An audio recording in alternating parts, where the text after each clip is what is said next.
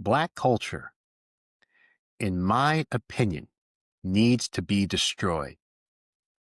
And I root my reasoning in this with the verse that Jesus said in the Gospel of Matthew.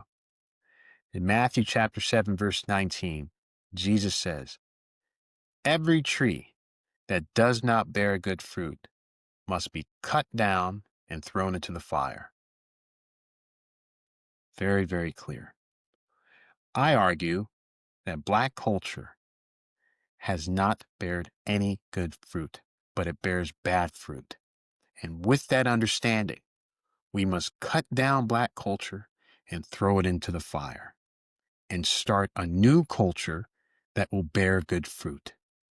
Now, what exactly do I mean by Black culture? I covered this in another video. I do not mean the music, the clothing, the food. That's not culture in my view. Culture is composed of three things.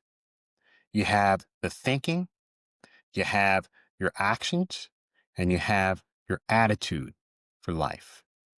That is culture. When you change these three things, then everything else that proceeds from Black culture will change as well. What we ought to do is change the way we think, change what we do, and change our attitude for life in order to change our destiny and our future. Now, what's the evidence? We can see that Africa is a complete and utter mess. Poverty, devastation, hunger, disease, death are all around. In fact, it's normal in Africa. There is no such civilization that we can speak of Africa at all.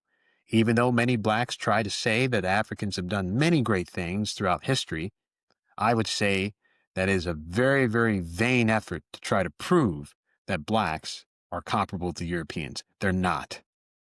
Blacks compared to Europeans and East Asians are the bottom of the barrel. There is no civilization to speak of, and that is because of Black culture. It makes no sense to me that you would try to retain this culture that has done absolutely nothing for you at all and be proud of it and still have the same things that come from this Black culture day in and day out.